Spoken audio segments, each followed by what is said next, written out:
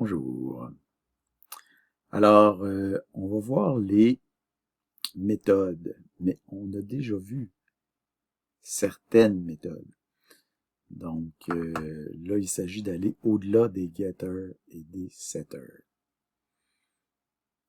Donc, on a d'abord vu les constructeurs. Ensuite, on a vu les getters et les setters. Donc, dans ce PowerPoint-là, on va explorer d'autres méthodes intéressantes qu'on peut ajouter dans une classe. Donc, on peut principalement diviser ces méthodes-là en deux camps. Les méthodes calculantes, c'est-à-dire qui ne modifient pas l'objet sur lequel elles s'appliquent. Par exemple, les getters, c'est des méthodes, on peut dire calculantes, mais les getters ne calculent pas grand-chose. Et les méthodes modifiantes, c'est des méthodes qui modifient l'objet sur lequel elles s'appliquent. Les setters, par exemple, vont modifier l'objet sur lequel elles s'appliquent.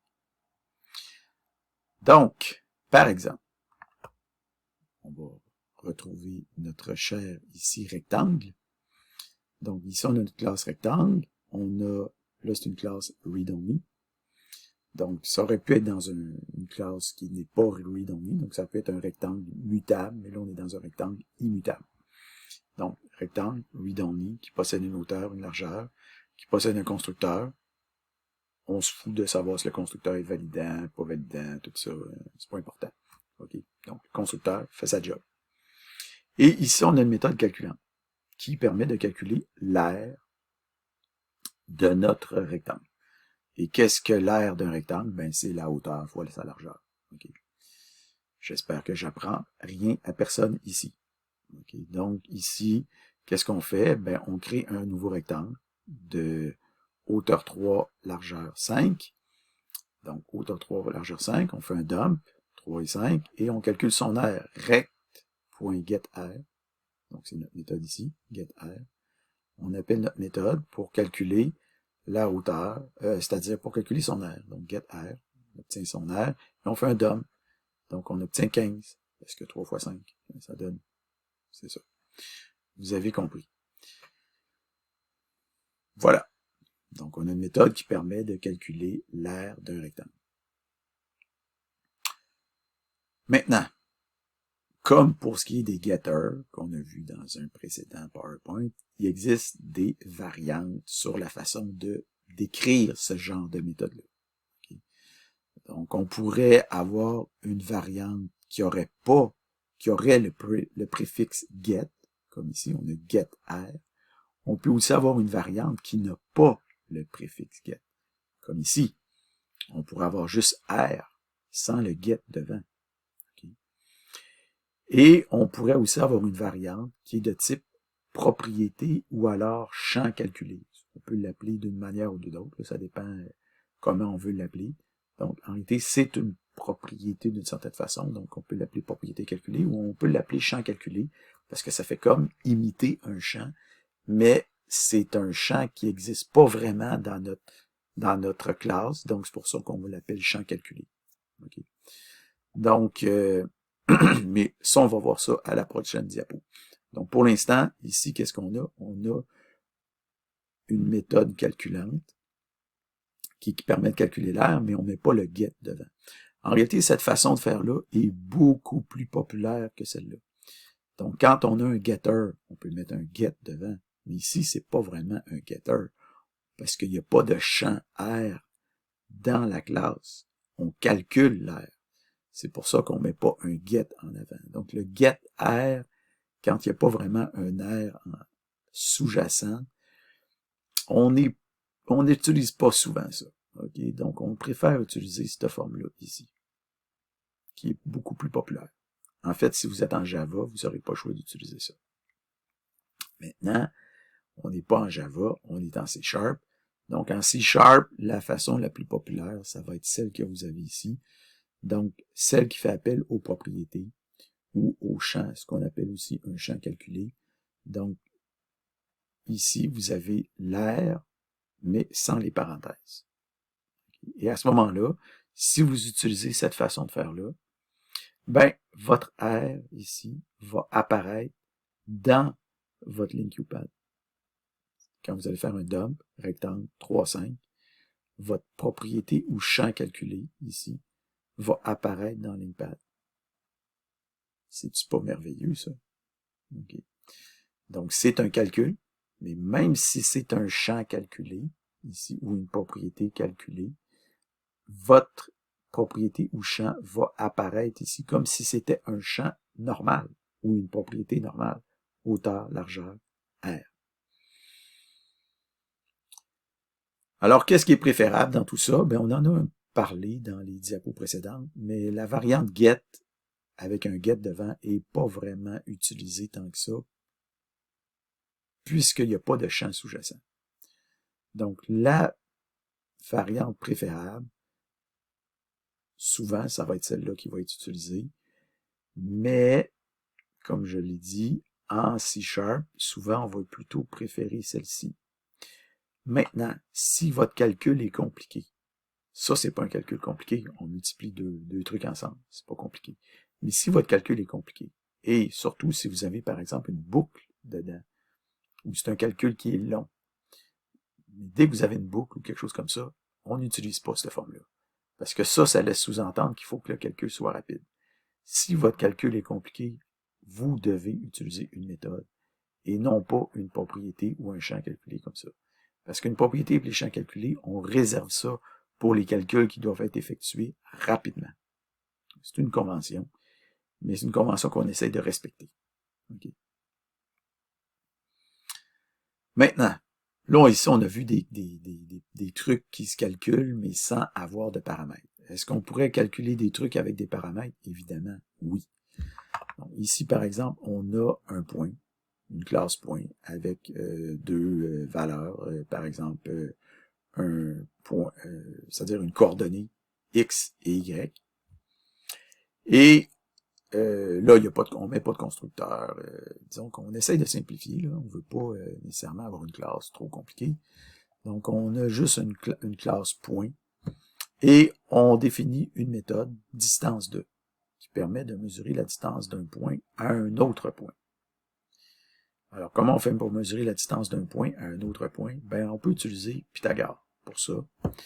Donc, ici, Pythagore. Donc, qu'est-ce qu'on fait? On calcule la distance, en fait, la variation d'une coordonnée x à une autre x.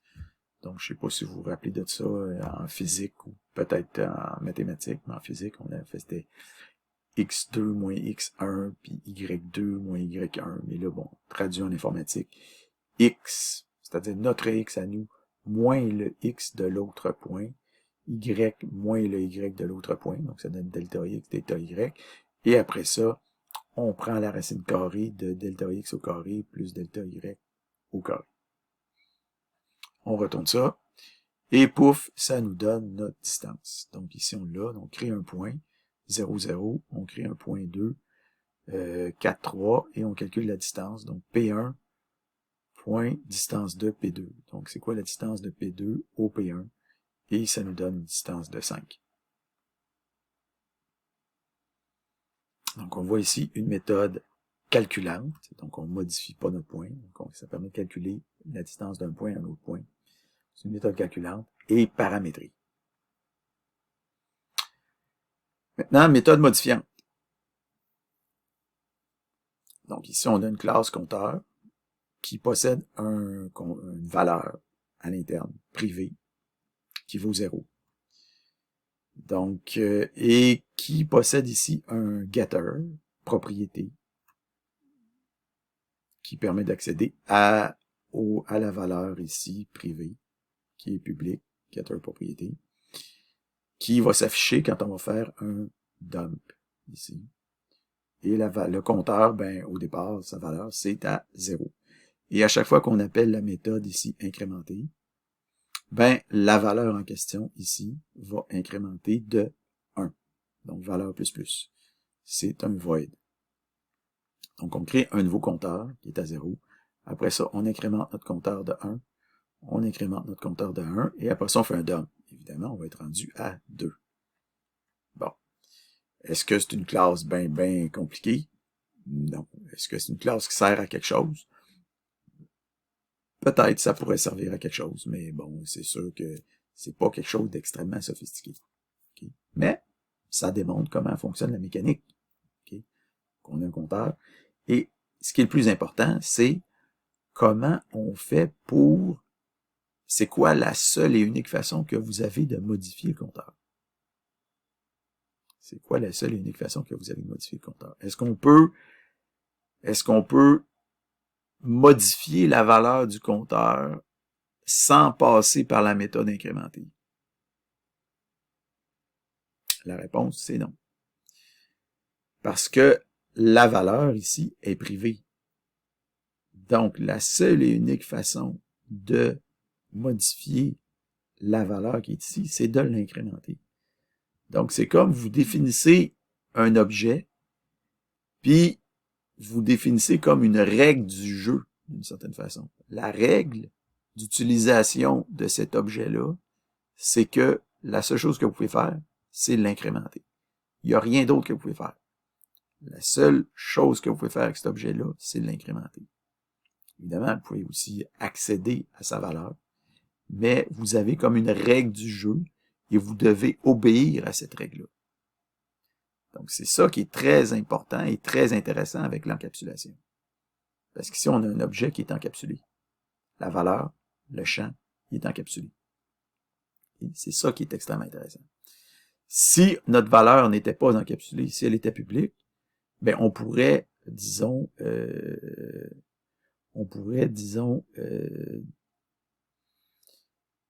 bousculer, ou disons, fucker les règles du jeu.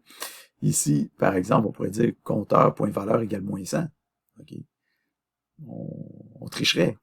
Okay. On irait fucker le mécanisme. On dirait moins 100, puis après ça, on incrémenterait. Évidemment, on se ramasserait avec moins 99.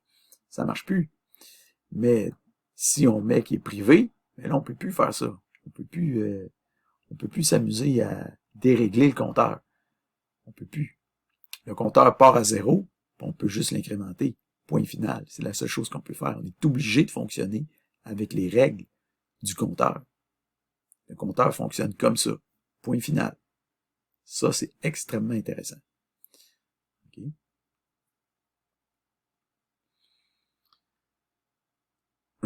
On pourrait aussi avoir une méthode modifiante qui serait paramétrique. Donc ici, on a un exemple avec un compte bancaire. Donc, on a notre compte bancaire qui est une espèce de variante, si vous voulez, du compteur. Donc, on a un compte bancaire qui commence avec un solde de 0 et qui est un champ privé, qui cette fois-là est de type décimal. On va revenir là-dessus dans les prochaines diapos. Et on a ici notre getter, ou notre accesseur, qui permet d'avoir accès à notre champ privé, qui retourne notre champ privé, et on a une méthode pour déposer un montant. Et qu'est-ce qu'on fait? Bon, on prend notre solde et on incrémente notre solde du montant qui a été déposé. Donc, idéalement, on aurait une validation du montant qui est déposé, pour être sûr qu'on dépose un montant qui est positif. Mais là, on n'effectue pas cette validation ici pour maintenir le code plus simple. Okay? Mais vous allez éventuellement avoir un petit exercice à faire. Petit, gros, mais plus tard, okay, qui, c'est ça, vous verrez. Donc,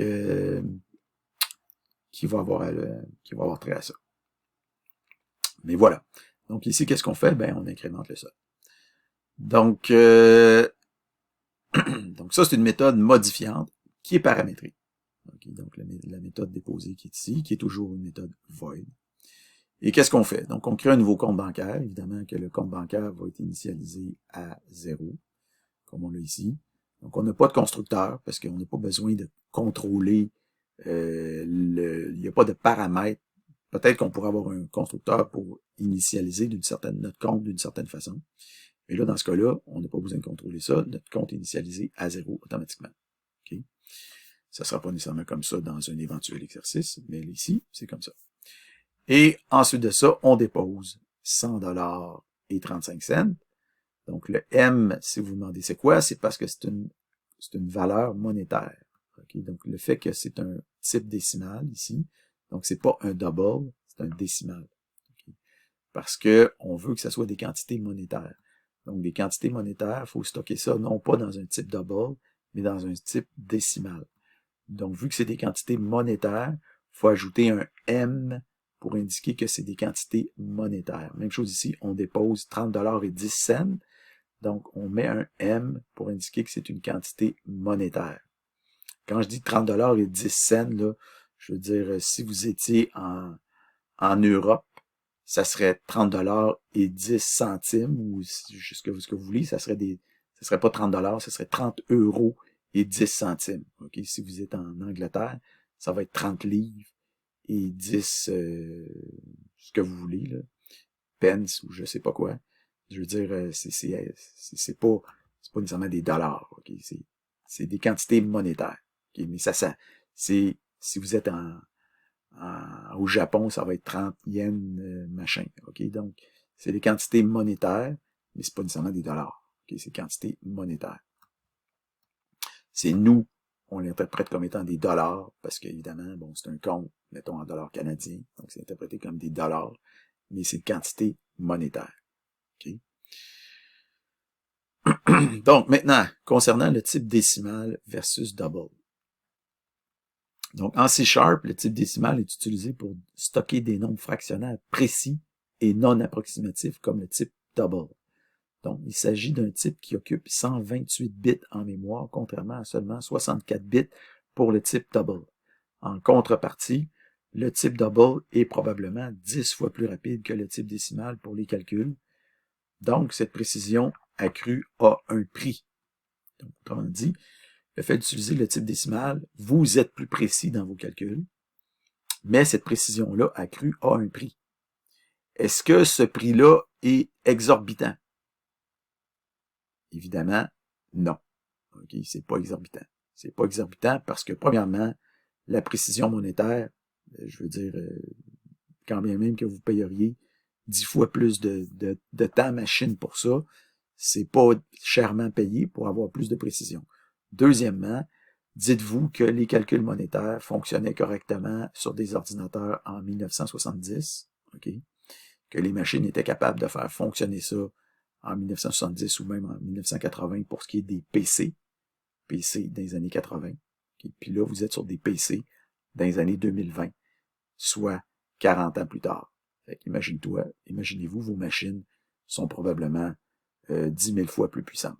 Donc, c'est pas un problème. OK? C'est pas un problème que votre type soit juste 10 fois plus lent, là. C'est pas un problème. OK? Donc, le type décimal doit impérativement être utilisé lorsque vous stockez et effectuez des calculs monétaires. Okay? Donc, maintenant, si vous voulez comprendre la raison ou avoir une idée de pourquoi il faut utiliser le type décimal, en voici un exemple ou une illustration. Donc, vous avez ici, par exemple, double. Vous faites un calcul, vous faites 0.4 moins 0.1. Et vous faites décimal, vous faites 0.4 moins 0.1 en décimal, donc monétaire. Et vous faites l'affichage du résultat. Donc, si vous le faites en double, votre affichage donne ça. Si vous le faites en décimal, votre affichage donne ça. Ça, c'est le résultat précis et exact. Si vous le faites en décimal, votre résultat exact de 0.4 moins 0.1, mais ça donne 0.3. Évidemment, vous dites, ben oui, 0.4 moins 0.1, c'est 0.3. Ouais, mais en double, 0.4 moins 0.1, c'est pas 0.3. C'est 0.3, 0.00004. C'est pas exactement 0.3. Est-ce que les banquiers aiment ça, des 0.3, 0.00004? Non, les banquiers n'aiment pas ça pantoute, que ça soit pas exactement 0.3. Ils n'aiment pas ça pantoute. OK? Donc, vous avez votre raison pourquoi les quantités monétaires en C# doivent utiliser le type décimal et non pas le type double. OK, le type double, ça fonctionne pour les poids, les mètres, quand vous voulez faire des calculs dans des jeux vidéo de ray tracing puis toutes sortes d'affaires, ça n'a pas d'importance. Je veux dire, quand même que vous arrivez vous donnez un coup de masse à quelque part, vous vous déplacez, puis à la place d'arriver là, vous arrivez une piche-note à côté, ça change rien dans un jeu vidéo. OK? Mais pour ce qui est des quantités monétaires, c'est des quantités exactes. OK? Vous calculez de l'intérêt, ça prend des calculs exacts. Donc, faut pas niaiser avec la POC.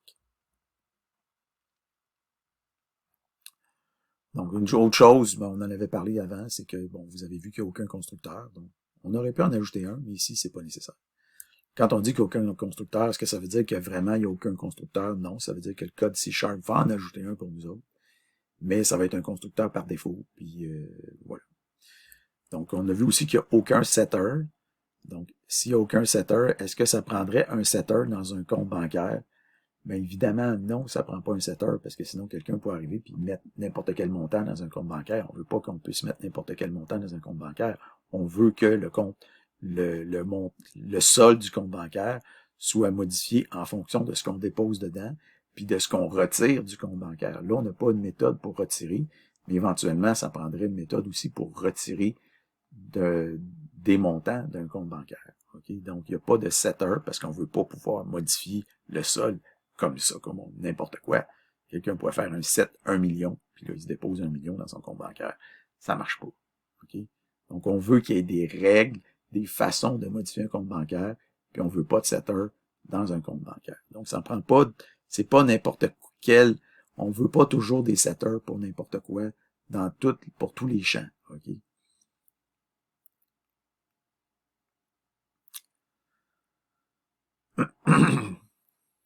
Donc, maintenant, qu'est-ce qu'il y en est des objets immutables? Donc, par abus de langage, une méthode modifiante peut aussi modifier un objet immutable.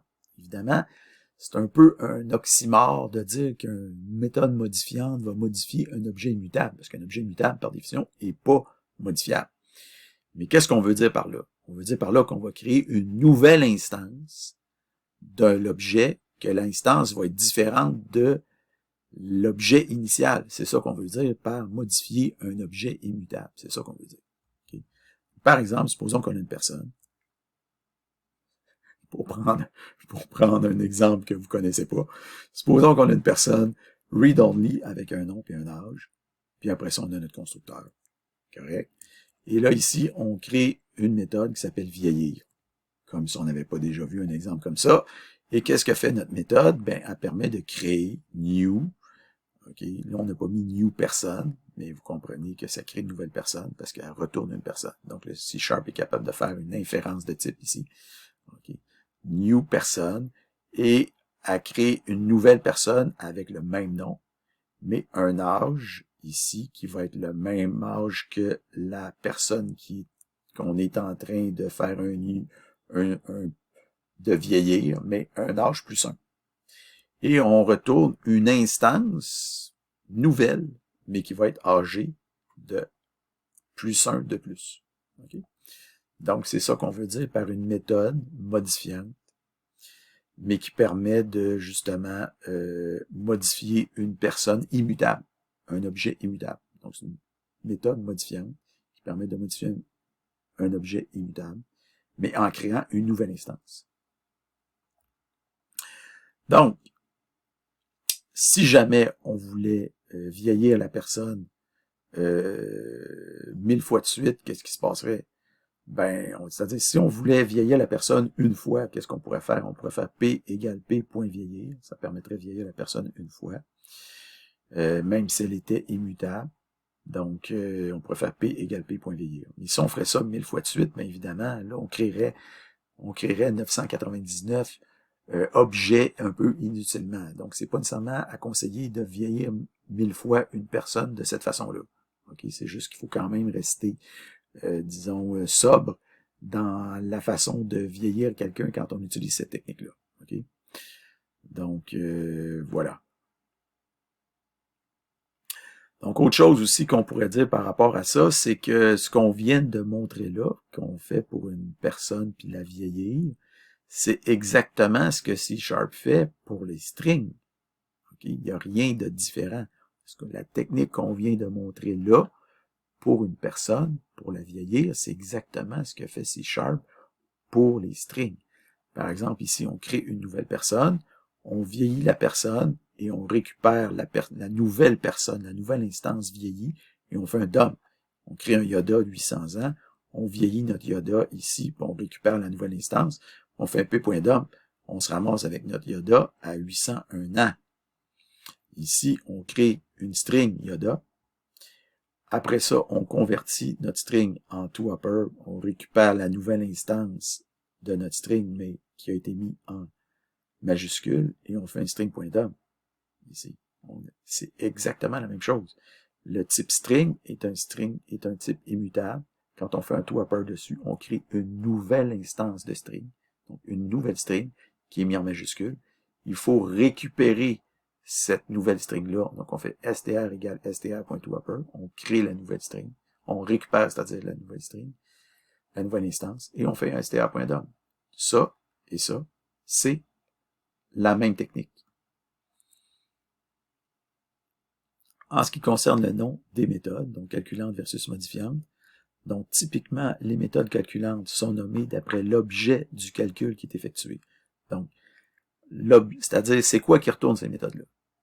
Donc, si la méthode retourne l'air, ben, la méthode va s'appeler air. Si la méthode retourne la distance, la méthode va s'appeler distance. Si la méthode retourne le total avant taxe, la méthode va s'appeler total avant taxe. Je pense que vous comprenez le principe. OK? Donc, pour ce qui est des méthodes modifiantes, ben, typiquement, ces méthodes-là vont s'appeler en fonction de l'action qui est effectuée. Par exemple, si la méthode permet d'agrandir, ben, la méthode va s'appeler agrandir. Si la méthode permet de blesser une créature, la méthode va s'appeler blesser créature. Si la méthode ça permet d'armer, la méthode va s'appeler armer. Si ça permet d'imprimer un rapport, elle va s'appeler imprimer un rapport. Si ça permet de vieillir, elle va s'appeler vieillir. Si ça permet de convertir en upper, elle va s'appeler toUpper. Puis ça permet de vieillir, comme vous voyez, vieillir, on l'a déjà dit. OK, donc, en général, il va s'agir d'un verbe ou d'un groupe verbal. Bon, là, c'est sûr qu'ici, le toUpper, c'est une conversion. Donc, une conversion d'habitude, on a un to qu'on met devant, donc c'est une autre convention. Mais en général, il va s'agir d'un groupe verbal. Donc, en résumé, donc, au-delà des constructeurs, des getters, des setters, la plupart des objets offrent des méthodes additionnelles. Donc, cela est d'autant plus vrai si ces objets doivent répondre à des contraintes additionnelles à gérer des états plus complexes, comme on a vu le compte de banque, par exemple. Donc, on peut généralement classifier les méthodes en deux grandes catégories. On a des méthodes calculantes, on a des méthodes modifiantes. Calculante, il modifie l'objet, modifiante, calculante ne modifie pas l'objet, et modifiante, elle modifie l'objet. Aussi, il y a les constructeurs qui sont dans une catégorie à part. Donc, la manière de nommer ces deux méthodes-là va différer. Donc, on utilise les noms pour les méthodes calculantes et les verbes pour les méthodes modifiantes. Une méthode calculante non paramétrée s'apparente d'une certaine façon à un getter, et comme le getter, elle peut se présenter sous trois formes. La forme classique, avec un get devant, la forme simplifiée, pas de get, et la forme propriété. Donc, la propriété est généralement préférable en C#, mais elle doit être facilement calculable par convention, sinon on utilise la forme simplifiée. Donc, au niveau des bases de données, où en fait souvent on va voir le terme champ calculé. Puis moi j'avoue que c'est un terme que j'apprécie. Donc, une méthode modifiante modifie. Si une méthode modifiante modifie un objet immutable, alors elle doit retourner une nouvelle instance de cet objet-là. Il faut savoir que cette opération-là peut devenir coûteuse. Donc, c'est à chaque fois que vous retournez un nouvel objet, il faut comprendre que si vous faites ça à répétition, ça peut devenir coûteux. Donc, le type décimal est plus précis que le type double et doit être employé pour stocker et traiter des quantités monétaires. Des fois, on l'utilise aussi dans d'autres circonstances, mais pour les monétaires, c'est vraiment important. Donc, c'est pas tous les objets encapsulés qui nécessitent un constructeur. C'est pas tous les objets mutables et encapsulés qui nécessitent des setters. Et il y a peu d'avantages à définir des méthodes modifiantes sur un objet qui n'est pas proprement encapsulé. Donc, si votre objet n'est pas proprement encapsulé, là, il n'y a pas vraiment d'avantage à définir des méthodes modifiantes dessus parce que c'est ça. Votre objectif, en fait, c'est de définir par quel moyen précis et quelle méthode l'objet va pouvoir varier. Donc, on a vu les exemples avec le compte de banque, on a vu avec le compteur. Okay? Donc, si un utilisateur externe peut tripatouiller à sa guise un champ public, alors à quoi bon définir des méthodes qui vont encadrer le mode d'utilisation de l'objet? On peut se poser la question. Alors voilà.